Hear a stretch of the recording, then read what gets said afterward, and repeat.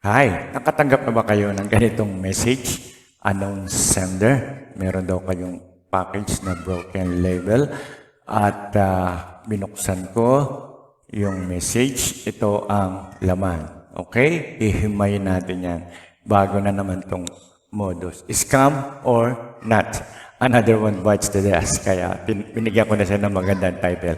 Okay, hihimayin natin yan at pag-aaralan natin kung ito nga ay scam or not. Tuturo ko sa inyo kung paano at kung paano natin ma-check, kung paano natin ma-verify at paano natin maiiwasan ang ganitong mga text message sa atin. Okay, tuturo ko sa inyo step by step.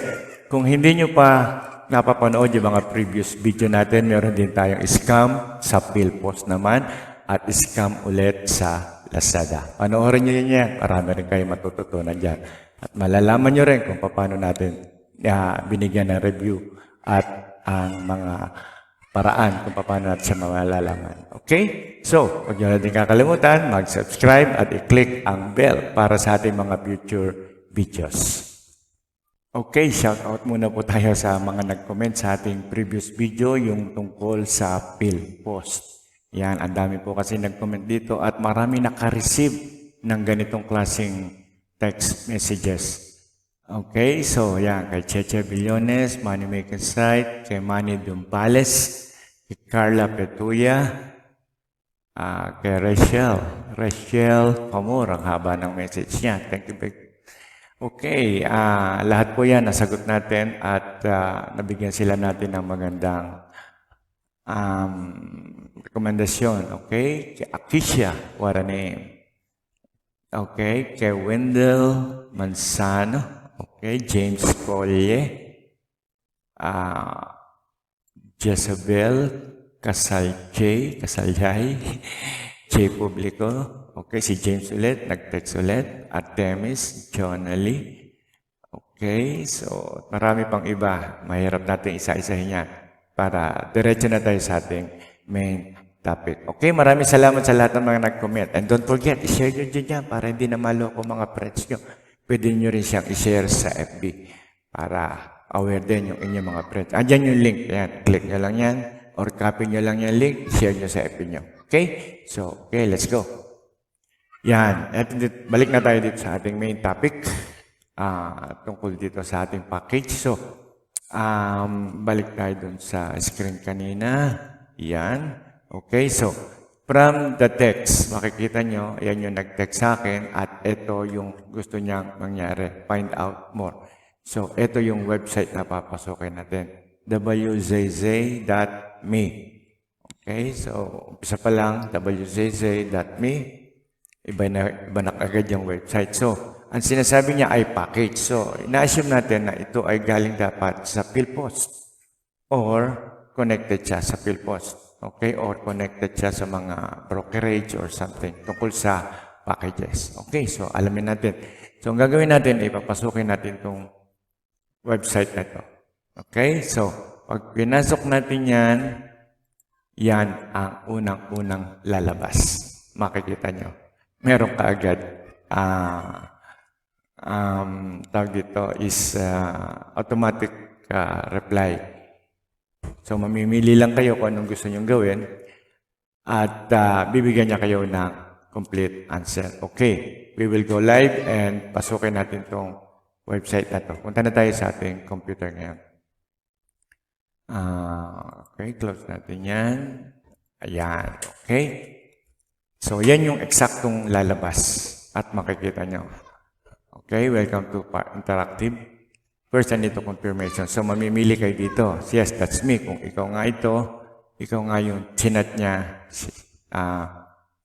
bibigyan ka niya ng another question. Okay, click natin itong yes, that is me. Okay? So, sasagot siya automatic. Thank you for confirming. And we have a parcel with you as a recipient, but the label was damaged. Damaged daw, okay? So, please indicate if you should deliver. Okay, yan. Binibigyan ka na niya ng option whether to give your private address or your business address. Okay, so let's try it again. Punta tayo sa private address. Okay, yun, no? Yan o. Ayan o. Okay. Are also not reachable.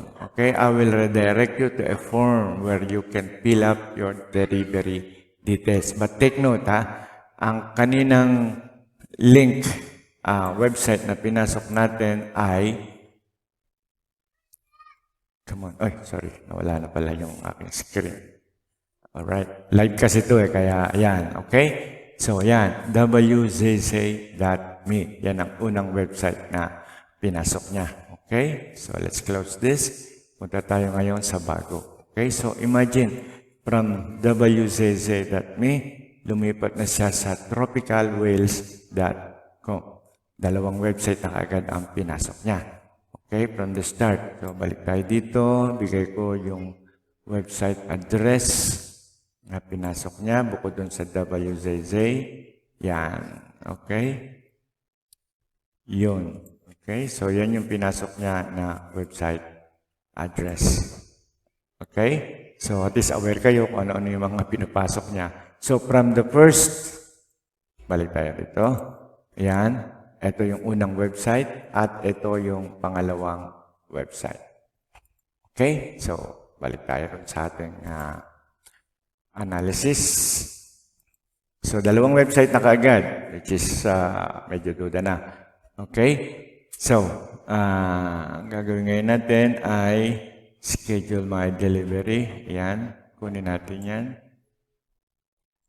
So, pagka sinakilik natin ng schedule for delivery, schedule my delivery, bibigyan niya uli kayo ng bagong option. Pero automatic lahat to ha. Take note, automatic lahat. Okay, so, yun, lumipat na naman siya ng ibang website. Pangatlong website na to, Control C, copy, bibigay ko uli sa inyo. Punta uli tayo dito.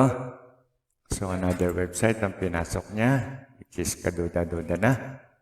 Okay, Control B, ayun, bestneo.com. Pangatlong website, imagine. Okay? So, balik tayo dito sa ating no, I don't like to receive any notification? Okay. So, nandito na, wow, iPhone 11 pala ang laman ng ating package. Okay? So, anong gusto niyo mangyari dito ngayon? Please enter your info below. Okay? Okay, at the start, di ba sabi niya meron kang broken label? Pero bakit na nakuha yung name and address mo and cellphone number? Di ba? Kaduda-duda na kaagad. Kung broken yun, dapat i-coordinate niya kaagad sa'yo yung details. Hindi kailangan mag-fill up ka ng ganitong information. Okay? So anyway, satisfy natin siya. Bigyan natin siya ng details. So ipopost ko muna to, lalagyan ko ng details. Okay, ang ginawa natin, binigyan natin siya ng false information. Lahat mali. Lahat hindi totoo. Titignan natin kung tatanggapin niya. So, i-click natin yung next. Okay. So, lahat yan dummy. Ayun na. Paymentbuyingnowcart.com. Bago na namang website to. Control C. At ipapakita ko sa inyo yung bagong website. Control B. Ayun. W. Okay. So, anyway, mahaba yung website niya. So, pangatlong website. Pang-apat na pala yan. Okay? So, imagine, bakit mo kailangan magpa-ulit-ulit na website? Samantalang, pwedeng gawin to sa isang website lang. Kasi, IT ako, saka website designer din ako, may sarili akong website. So, alam ko kung paano natin papaikutin to. Pwede lahat yan sa isang website. So, there's no need para paikutin mo pa siya sa iba-ibang website. So, that's another question.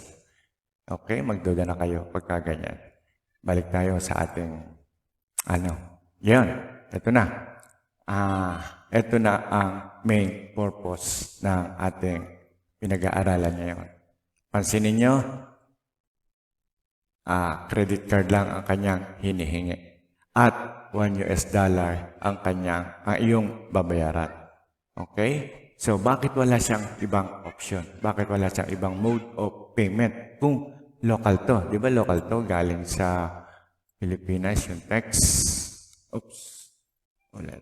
Balik ulit tayo dito. Yan. Okay, so, taga rito yung nag-text sa atin. So, dapat bibigyan kanya ng more detailed information. Okay? So, bakit pinadaan kanya dito sa mga websites na to at pinagpipil up ka ng credit card number? Okay? So, questionable. Really? Ito na ang main purpose niya. Main purpose ng scam. Okay? Pag nag-enter na kayo ng inyong card number or card details dito, biglang, sorry, meron na nang mag-withdraw sa inyo. Okay? Na ibang tao. Okay? Be extra careful. Wag niyong ibibigay ang inyong card number. Okay? So, dapat dito kasi marami option. Pwede Cebuana, pwedeng mga local money transfers natin. Okay? So, yun ang iingatan nyo. Pwede nyo siyang i-browse. Kamukha nitong ginawa ko, pag-aralan nyo kung paano ko siya pinag-aaralan. But never ever give your credit card details. Okay? Sorry pagka nabigay nyo na. Pero, this is one reason kaya nating binagawa itong video na to ay para mabigyan kayo ng detailed information at warning. Okay? So, warning to para sa inyo. Okay? So, para hindi kayo maloko, para hindi maging aware kayo. At, don't forget to share this also to your friends. Kasi, pag sila naka-encounter ng ganito. So, imagine yung mga comments natin kanina na pinakita ko sa inyo. Yan, yung nag-shout out tayo. Meron pong mga nakapagbigay na information. Pero hindi ko ipapakita sa inyo kung sino. But, the thing is, meron talaga curious na nagbibigay ng info. It's because, minsan kasi meron silang ina-expect na parcel, meron silang ina-expect na padating. So, akala nila yun na yun. Okay? So, be extra careful. Compare nyo muna.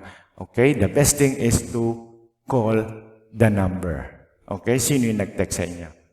At kunin nyo yung details sa kanya. Pag hindi maibigay yung details, sino sender, saan nanggaling yung package nyo, at nasa na ngayon ang status.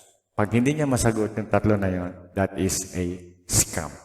Okay? Be careful and be aware and lagi kayong dapat handa. Okay? So, kaya natin ginawa itong video to ay para sa lahat. Para malaman natin kung yung mga umiikot na scammer na yan, makontrol na natin.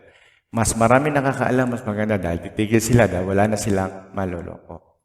Okay? So, for now, hanggang dito na lang muna tayo. I hope na nakatulong ako sa inyo. And don't forget, don't forget to share, like, and subscribe to my channel para naman sa mga future videos natin. At don't forget, meron na tayong dating warning sa PhilPost at sa Lazada. Panoorin nyo rin yan para aware kayo sa lahat ng nangyayari sa ating paligid. Kasi panahon ng COVID ngayon, panahon ng mga scammer, panahon ng online lokohan, marami yan. Okay, so I hope na comment kayo sa baba para malaman ko din kung ano yung mga na-encounter nyo or ano yung mga nagiging problema nyo dito. Sasagutin natin yan. Okay? So, ingat lang palagi. Thank you and God bless. I like it, I love it, I want some more of it.